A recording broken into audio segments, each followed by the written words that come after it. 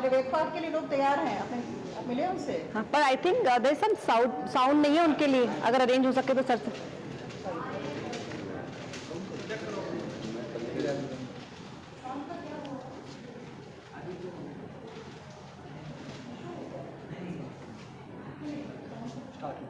नमस्कार, मैं सभी कलाकारों का अभिनंदन एवं आभार करती हूँ। बहुत ही सुंदर प्रदर्शनी है, बहुत ही सुंदर कलाकारों ने ये सुंदर कलाकृतियों को उत्पन्न किया है। जैसे कि मैं वस्त्र मंत्रालय में काम करती हूँ, वहाँ मैं क्राफ्ट म्यूजियम की उपनिदेशक हूँ, तो मुझे विदुषनी जी की ये पेंटिंग बहुत ही अच्छी लगी, जो आप पीछे देख सकते हैं।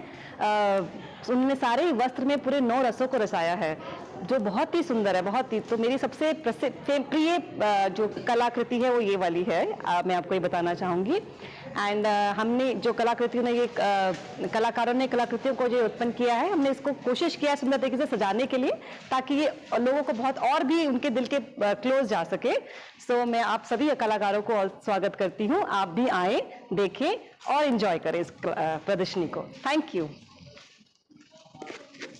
Thank you so much. This is needed.